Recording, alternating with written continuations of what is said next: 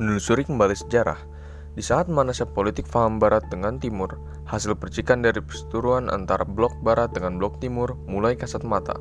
Terpiculah perang dingin yang akan berlangsung lebih dari 45 tahun, seiring dunia menuju abad ke-20. Di kala itu, Indonesia hanya negara yang baru menetas serta berkembang namun berdiri tegak secara merdeka dan independen.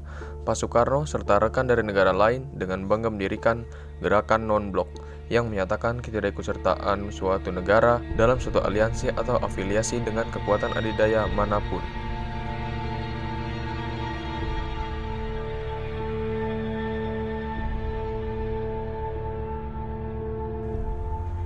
Namun, tak dapat disangkal bahwa dari sekian peristiwa yang telah terjadi seputar Indonesia, dari awal waktu merdeka menuju dekade selanjutnya, timbul suatu pergesekan hingga konfrontasi antara pemerintah Indonesia dengan salah satu negeri dari blok Barat secara terbuka maupun tertutup.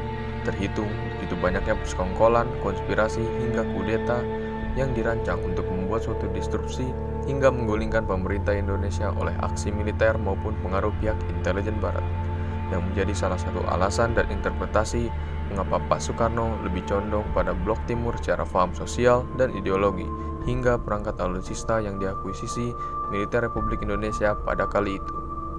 Salah satu perangkat militer akuisisi Indonesia dari Uni Soviet yang ikut serta dalam memajukan mobilitas transport logistik militer milik Indonesia adalah helikopter Mi-6 Hawk.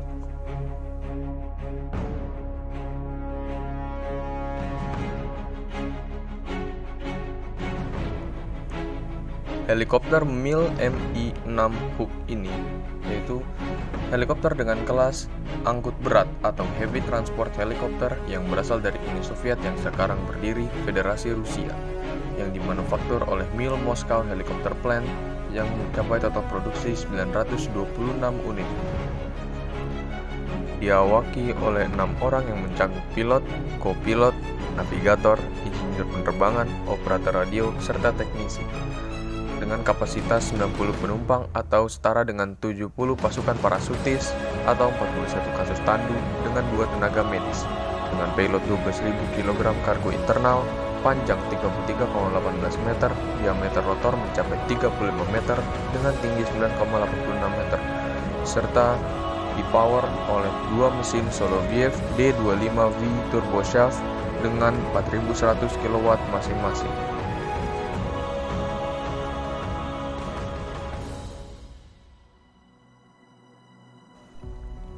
Helikopter ini dapat mencapai kecepatan maksimum 300 km per jam dengan kecepatan jelajah 250 km per jam, daya jelajah yang mencakup 1450 km dengan maksimal ketinggian jelajah 4500 meter.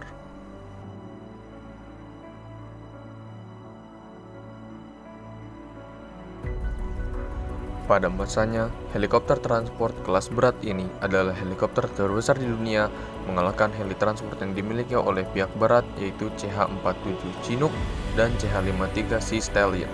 Dengan proporsi yang begitu raksasa, serta kekuatan yang mampu mengudarakan perangkat-perangkat artileri atau kendaraan militer seberat-beratnya, pihak barat melihat dengan tergentar dan heran bagaimana mereka dapat menerbangkan pesawat berrotor dengan ukuran raksasa tersebut.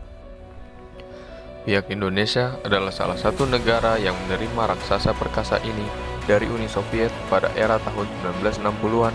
Namun, kurangnya informasi tentang berapa jumlah yang telah diakuisisi Angkatan Udara Republik Indonesia yang berkisar 6-11 unit pernah dimiliki Republik Indonesia.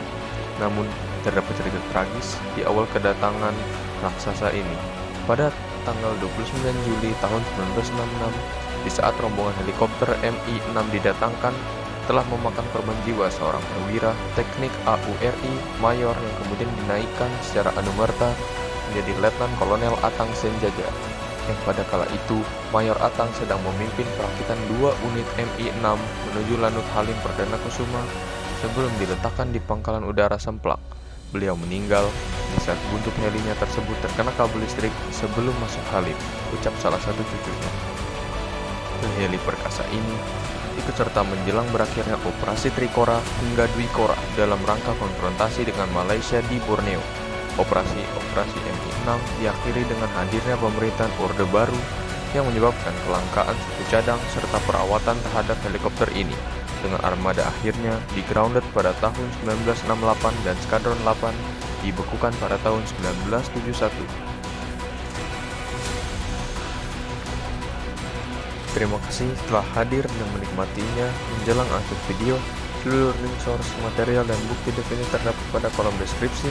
Like, share, subscribe, dan jangan lupa ketuk bel notifikasi untuk mendapatkan lebih banyak lagi informasi berbasis sejarah, konflik, dan cerita-cerita heroik dari masa lalu maupun masa zaman modern.